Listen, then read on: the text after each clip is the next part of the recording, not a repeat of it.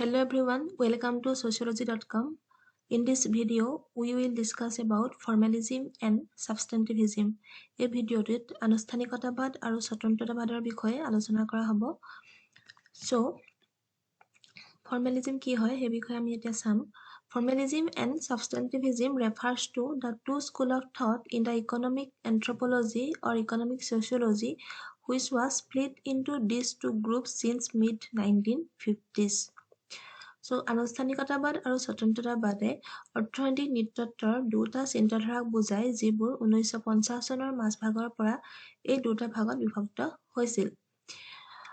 The distinction between formal and substantive economy was propounded by Hungarian economic historian Karl Polanyi.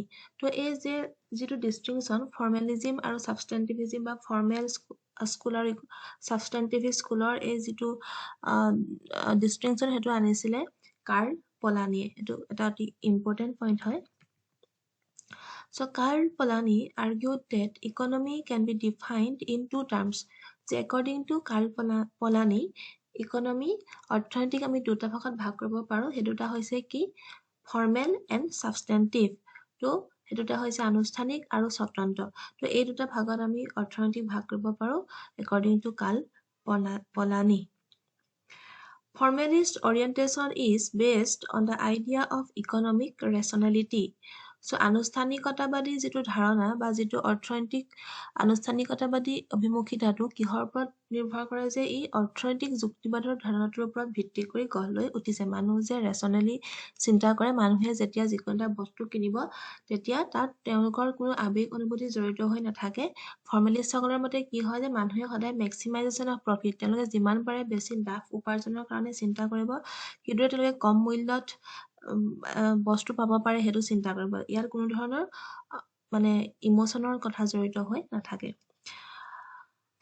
Substantivists, including Polanyi, argue that economy is embedded in social cultural context. অন্যহাতে পলানিকে ধৰি যিসকল স্বতন্ত্ৰতাবাদী তেওঁলোকে কৈছে যে অৰ্থনীতি সামাজিক সাংস্কৃতিক প্ৰেক্ষাপটত নিহিত হৈ আছে। অৰ্থাৎ সমাজ অনুসৰি অৰ্থনীতিৰ যিবিলাক নীতি নিয়ম সেইবিলাক চেঞ্জ হ'ব পাৰে, কিন্তু ফৰ্মেলিষ্টসকলৰ মতে কি হয় যে অৰ্থনীতিৰ যিবিলাক নীতি নিয়ম হয় সেইবিলাক বিশ্বজনীন। So according to formalists, rules and regulations of economy are universal, but on the other hand, according to substantivists, যে economic rules and norms are contextual. এইবিলাক কি হ'ব পাৰে যে সমাজৰ যি সংস্কৃতি সমাজ অনুসৰি এইবিলাক বেলেগ বেলেগ হ'ব পাৰে, আৰু সেয়েহে কি হয় তেওঁলোকৰ মতে ইয়াত ইমোশন বা মানুহৰ যি সমাজৰ প্ৰমূল্য আছে, ভেলুজ আছে, সেইবিলাকৰ লগত অৰ্থনীতিৰ কথাটো জড়িত হৈ থাকে বুলি কৈছিলে সাবস্টেন্টিভিষ্টসকলে। কিন্তু ফৰ্মেলিষ্টসকলৰ মতে কি হয় যে এইটো অৰ্থনৈতিক নীতি নিয়মবিলাক ইউনিভাৰ্চেল হয়।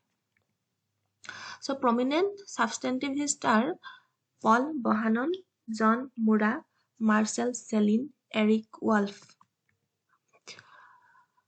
Formalism is associated with the principles of capitalist economy, which stands remarkably different from the pre-capitalist economies. তো আনুষ্ঠানিকতাবাদ পুঁজিবাদী অৰ্থনীতিৰ নীতিৰ সৈতে জড়িত, যিটো প্ৰাক পুঁজিবাদী অৰ্থনীতিৰ পৰা উল্লেখযোগ্যভাৱে পৃথক। অৰ্থাৎ কি হয় যে ফৰ্মেলিষ্ট যিসকল হয় বা যিটো ফৰ্মেলিজম তাত কি কৰা হৈছিলে যে it is associated with the principles of capitalist economy. আমাৰ যি বজাৰ অৰ্থনীতি, কেপিটেলিষ্ট ইকনমি বুলি কোৱাৰ লগে লগে আমি পুঁজিবাদী অৰ্থনীতিৰ কথা কওঁ। পুঁজিবাদী অৰ্থনীতি বা মাৰ্কেট ইকনমি, বজাৰ অৰ্থনীতি, য'ত কি কৰা হয় যিটো বজাৰ অৰ্থনীতি কি হয় যে it is different from pre capitalist economy. যিবিলাক প্ৰাক পুঁজিবাদী সমাজ আছে সেইবিলাকৰ পৰা পৃথক হয়, কাৰণ পুঁজিবাদী সমাজত কি হয় যে সদায় মানুহে অধিক লাভ উপাৰ্জনৰ কাৰণে চিন্তা কৰে। People always try to maximise profit in capitalist economy.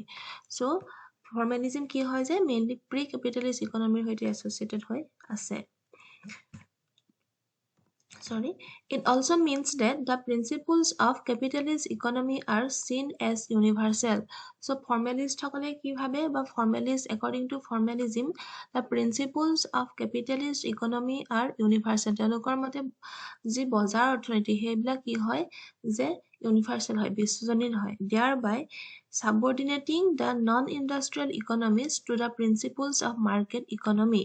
তো সেয়েহে কি হয় যে ইয়াৰ অৰ্থ এইটো যে পুঁজিবাদী অৰ্থনীতিৰ নীতিসমূহক সাৰ্বজনীন হিচাপে দেখা যায়, যাৰ ফলত অনা উদ্যোগিক অৰ্থনীতিসমূহক বজাৰ অৰ্থনীতিৰ নীতিসমূহৰ অধীনত ৰখা হয়। তো তেওঁলোকে ভাবে যে যিবিলাক প্ৰাগ উদ্যোগিক সমাজ বা যিবিলাক উদ্যোগিক সমাজ নহয় নন মাৰ্কেট ইকনমি বা যিবিলাক নন ইণ্ডাষ্ট্ৰিয়েল ছ'চাইটি সেই ছ'চাইটিসমূহ কি হয় যে তেওঁলোকৰ মতে সেইবিলাকতো আমি পুঁজিবাদী অৰ্থনৈতিক নীতিসমূহ প্ৰয়োগ কৰিব পাৰোঁ একৰ্ডিং টু ফৰ্মেলিষ্ট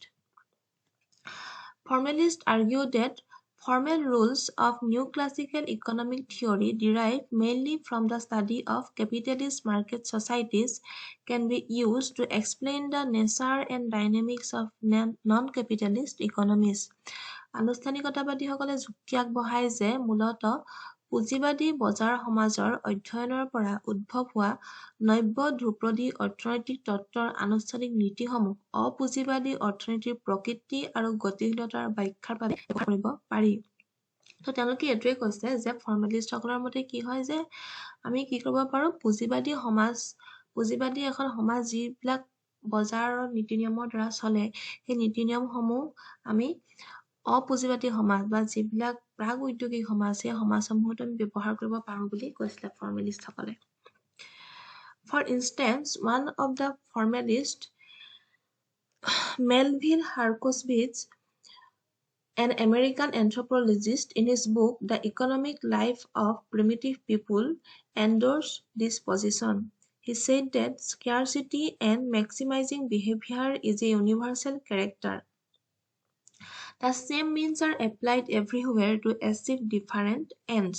তো এই যিজন চিন্তাবিদ যিজন এন্থ্ৰপলজিষ্ট নৃতত্ত্ববিদ মেলভিল হাৰ্কছবিটছে কি বুলি কৈছে যে তেওঁৰ যিখন বুক আছিলে বুকখনৰ নামটো হৈছে the economic life of primitive people তাত তেওঁ ফৰ্মেলিষ্ট যিটো ভিউ হয় তাক তেওঁ ছাপোৰ্ট কৰিছে আৰু তেওঁ কৈছে যে অভাৱ আৰু সৰ্বাধিক আচৰণ মানে মেক্সিমাইজেশ্যন অফ প্ৰফিট মানে হৈছে আমি যিমান পাৰোঁ সিমান লাভ উপাৰ্জন কৰিব বিচাৰে সেইটো কথা কৈছে তো সেইটো কি হয় যে এটা ইউনিভাৰ্চেল কেৰেক্টাৰ বা সাৰ্বজনীন চৰিত্ৰ সকলো সমাজতে উদ্যোগিক সমাজেই হওক অনৈদ্যোগিক সমাজ হওক বা কেপিটেলিষ্ট হওক প্ৰি কেপিটেলিষ্ট হওক প্ৰাগ উদ্যোগিক হওক প্ৰাগ মানে কি হয় প্ৰাগ পুঁজিবাদীয়ে হওক বা পুঁজিবাদীয়ে হওক সেই সকলোবিলাক সমাজতেই এই যিবিলাক মানুহবিলাকে কি কৰে তেওঁলোকৰ মতে ফৰ্মেলিষ্টসকলৰ মতে মানুহবিলাকে সদায় বেছিকৈ লাভ উপাৰ্জন কৰিবলৈ চেষ্টা কৰে বুলি কৈছিলে অন্যহাতে সাবস্টেন্টিভিজম কি হয় যে স্বতন্ত্ৰতাবাদ So substantivism refers to a theoretical perspective that emphasizes the social and cultural embeddedness of economic activities within societies.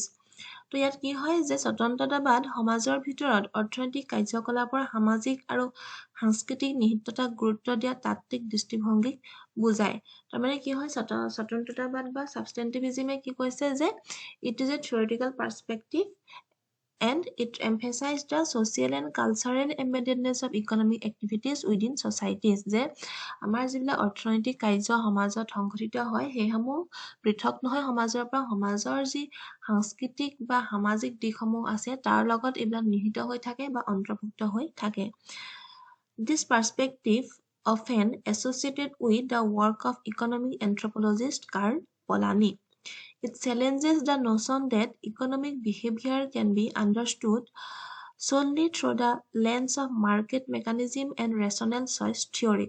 তো এই যিটো সাবস্টেন্টিভিজম ই কি কৰিছে যে ফৰ্মেলিজমক ক্ৰিটিচাইজ কৰিছে আৰু কৈছে যে আমি কি কৰিব নোৱাৰোঁ economic norms or economic activities are not universal এইবিলাক সাৰ্বজনীন নহয় বা বিশ্বজনীন নহয় আৰু আমি প্ৰাগ উদ্যোগিক সমাজ আৰু